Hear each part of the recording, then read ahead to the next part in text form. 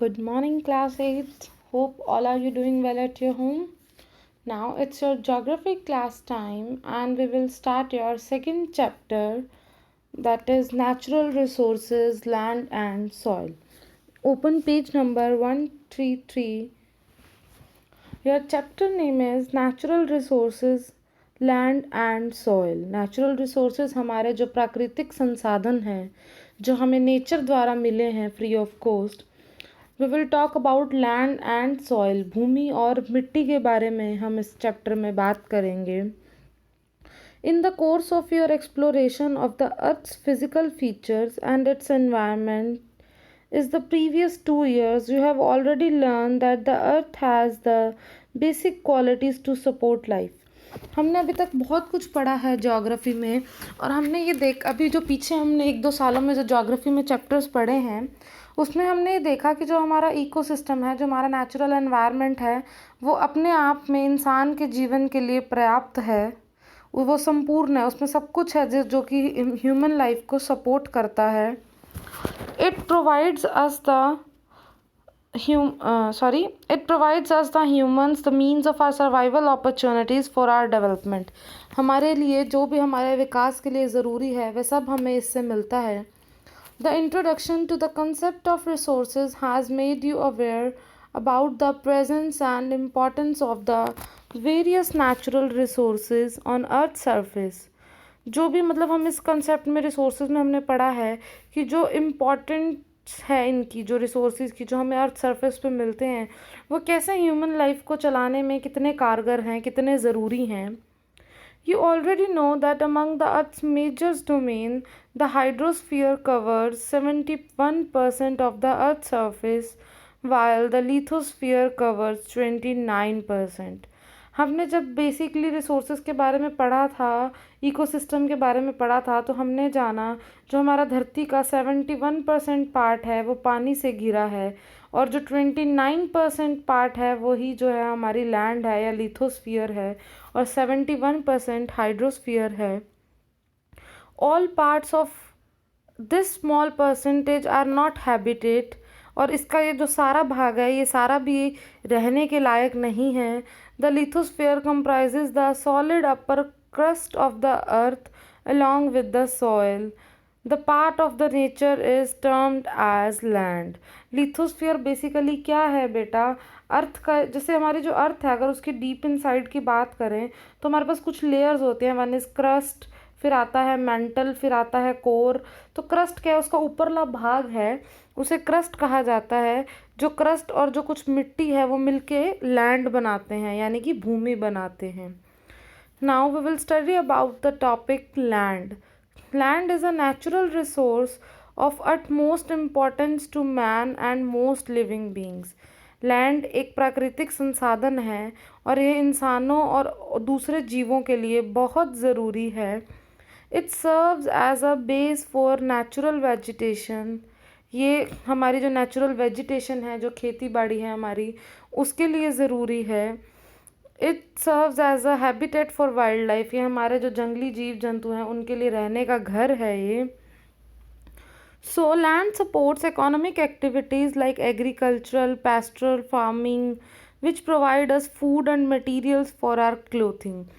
Land जो है हमारी इकोनॉमिक, जो पैसा संबंधित हमारी जो इकोनॉमिकल एक्टिविटीज़ है उसमें भी सपोर्ट करता है, क्योंकि इसमें हम खेती करते हैं या फिर हम इसमें और भी चीज़ें उगाते हैं जो और चीज़ों के काम आती हैं. Mining and industries are connected with land. जितनी भी माइनिंग होती है, खुदाई होती है, और जितनी भी इंडस्ट्रीज़ लगाई जाती हैं ये भी सारी भूमि से जुड़ी हुई हैं.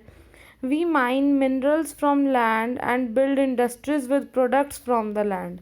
हम माइनिंग करके, खुदाई करके मिनरल्स लेते हैं धरती से, और फिर इसी धरती पे फैक्ट्रीज़ लगाते हैं या इंडस्ट्रीज़ लगाते हैं और उनसे जो है वो प्रोडक्ट्स बनाते हैं.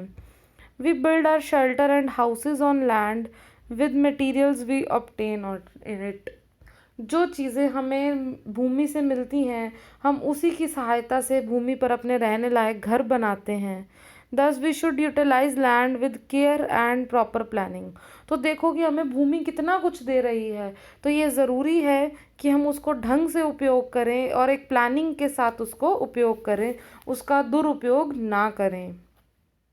Various land forms and their utilisation, अलग अलग तरह की लैंड फॉर्म्स और उन्हें किस तरीके से इस्तेमाल किया जाता है। The utilisation of land is determined by physical factors, जो भूमि की उपयोगिता है वो उसके फैक्टर्स पे डिपेंड करती है, like relief, soil and supporting climate, कि मिट्टी कैसी है, वहाँ का जो क्लाइमेट है, जो मौसम है वो कैसा है। Human factors like population pressure, its density and quality, और कुछ इंसानी फैक्टर्स भी हैं, जैसे कितनी पॉपुलेशन है, डेंसिटी कितनी है। Their cultural and technical ability also determine the land utilisation. अगर हम क्वालिटी की बात करें तो जो टेक्निकल एबिलिटी है उससे भी हम जान सकते हैं कि मिट्टी कितनी उपयोगी हमारे लिए हो सकती है। The earth surface comprises three main land forms, जो धरती है वो मेन तीन लैंड फॉर्म्स में बनी है, माउंटेन्स, प्लेट्यूज एंड प्लेन। जो पहाड़ हैं हमारे, जो सीधे रास्ते हैं, और जो पहाड़ी मैदान हैं, जो मतलब कुछ हाइट पे कुछ मैदान है, तो इन तीन चीज़ों से बनी है। These relief features influence the life and economic activities of man, तो जितनी भी इंसान की इकोनॉमिक एक्टिविटीज़ हैं वो इस पर रिलीव करती हैं। Remote mountains with difficult terrain, uneven plateau surfaces, deserts and swampy land make livelihood difficult, जो हमारी ऊंची नीची ज़मीन है, काफ़ी ऊंचाई पर है, रेतीली है, वहाँ पर रहना बहुत मुश्किल है। Their land use is limited, hence they are sparsely populated region, वहाँ का मतलब बहुत कम लोग रहते हैं क्योंकि वहाँ जो सर्वाइव करना बहुत मुश्किल है। On the other hand broad low lying plains drained by rivers, example Indo Gangetic plain, provide opportunities for agriculture and settlement. Thus, plains are densely populated regions of the world. लेकिन अगर हम वही बात करें जो सीधे प्लेन्स हैं, बिल्कुल जो नदियों के तटों पर हैं, वहाँ की मिट्टी भी उपजाऊ है और रहना भी आसान है लोगों के लिए, तो वहाँ पे जो पॉपुलेशन है, जो जनसंख्या है, वो सबसे ज़्यादा है अगर हम कंपेयर करें तो। नीचे एक पाई चार्ट दिया गया है जो percentage of land under different relief features दिखा रहा है। Plains 43%, mountains 30% and plateaus 27%. Next topic is land uses, भूमि के कैसे कैसे यूजेस हैं। Different patterns of land use develop in different parts of the world. The total land area of any country may be put to different uses depending upon the relief. अब बहुत सारे ऐसे pattern हैं land के, उन्हें अलग अलग तरीके से अलग अलग कंट्रियों द्वारा अपने यूज़ के हिसाब से जो है वो सेटल किया गया है। Depending on the quality the land may be productive and involved in different economic activities, while a part of the land may be unproductive and may lie as a wasteland or barren land. The pattern of land utilization is termed as land use. Basically land use क्या है बेटा, उसमें वो check करते हैं कि जो भूमि है उसकी क्वालिटी कैसी है, वो कितनी उपजाऊ है, उस पर कितनी इकोनॉमिक एक्टिविटीज़ हो सकती हैं, या फिर बिल्कुल बैरन लैंड है, बिल्कुल जो अनउपजाऊ है, वेस्ट लैंड है। तो इन सब फैक्टर्स पे डिपेंड करता है कि how we can use the land, हम भूमि का उपयोग किस तरीके से करेंगे। तो इसमें लैंड यूज़ का जो दिखाया गया है, forest 22.75%, tree crops and groves 1.10%, non-agricultural use 7.74%, pasture grazing land 3.45%, barren and wasteland that is 6.29%, cultivate wasteland 4.41%, fallow land 10.85%, and net sown area is 43.41%। तो इस तरीके से इन परसेंटेजेस में हमारे लैंड यूज़ जो हैं वो डिवाइड किए गए हैं। Land use in any area is determined bye, किसी भी एरिया का जो लैंड यूज़ है वो कैसे डिटरमाइन किया जाता है।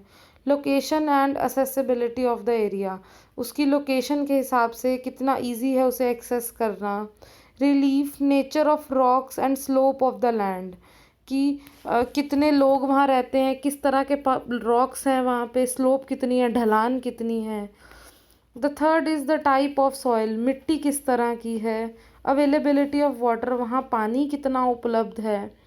Cultural and technical development and need of the people, वहाँ पे कल्चरल और टेक्निकल डेवलपमेंट अब तक कितनी हो चुकी है और लोगों की ज़रूरत कैसी है वहाँ के।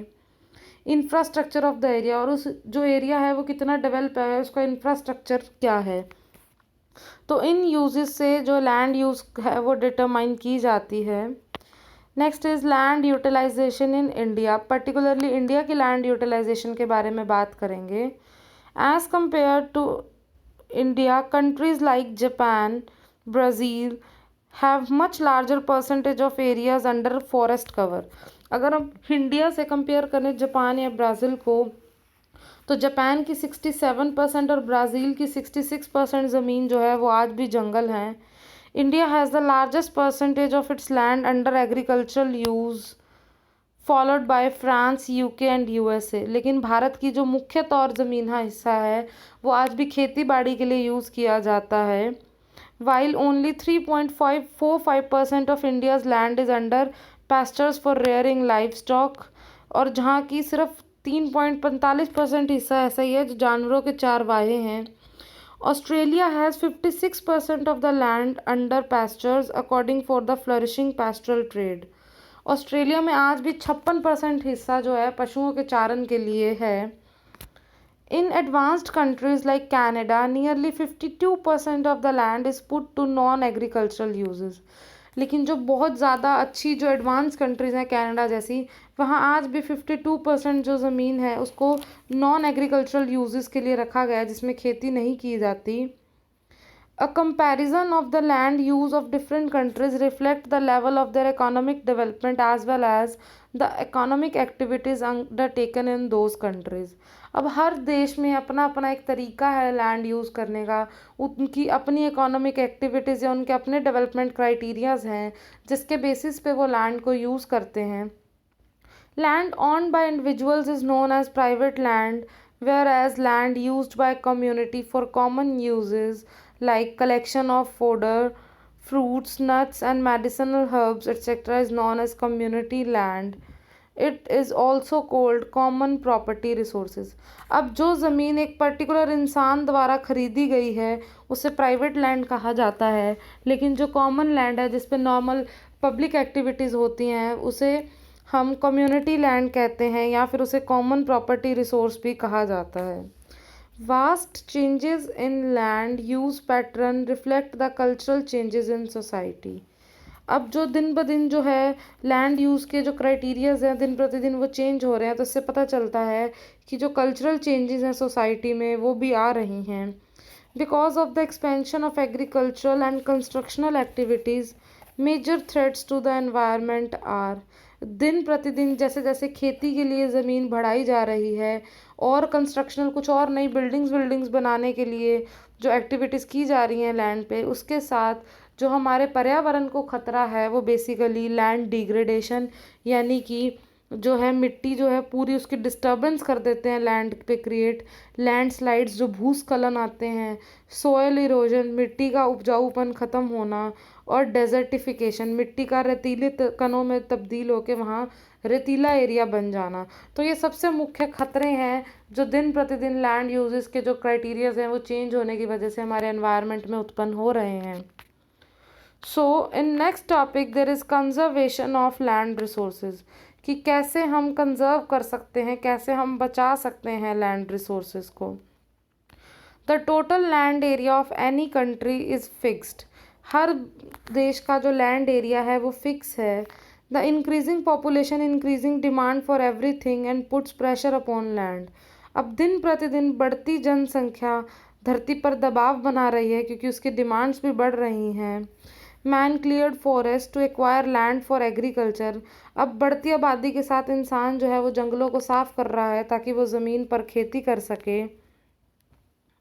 Gradually with cultural and social changes, the land use pattern underwent further changes. Man enroached every possible scrap of land in variable areas. The urban areas become crowded with sprawling houses, complexes, commercial spaces, industries and changing infrastructures. अब शहरों में दिन प्रतिदिन नई नई buildings, complexes और जो घर बन रहे हैं उससे जो है ज़मीन घिरती जा रही है. The natural landscape change rapidly. अब जो नेचुरल लैंडस्केप्स थे वो चेंज हो रहे हैं. The tremendous pressure on the available land resources degraded it's quality. अब दिन प्रतिदिन बढ़ती डिमांड और बढ़ता जो प्रेशर है लैंड के ऊपर, वो दिन प्रतिदिन उसकी क्वालिटी को क्या है वो ख़त्म करता जा रहा है, उसकी क्वालिटी का विनाश होता जा रहा है. Deforestation led to desertification, soil erosion and landslides. और ज़्यादा पेड़ पौधे काटने से, जंगलों को साफ़ करने से, डिफॉरेस्टेशन से क्या हो रहा है, हमारी जो है ज़मीन रेतीली होती जा रही है, मिट्टी का उपजाऊपन ख़त्म हो रहा है और दिन प्रतिदिन जो भूस्खलन है वो भी आ रहे हैं. We have to therefore adopt scientific methods to get maximum benefit from land. At the same time, we should conserve this valuable resource to maintain its quality for present and future generations.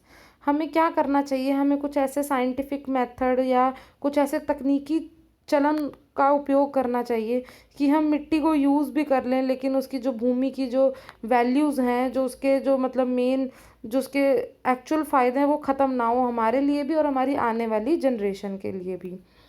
Resources are essential for sustenance as well as for development, but overexploitation and unplanned consumption of resources are leading to its depletion. हाँ, हम मानते हैं कि resources जो हैं वो ज़रूरी हैं हमारे विकास के लिए, लेकिन किसी प्लानिंग के साथ उनका उपयोग किया जाए.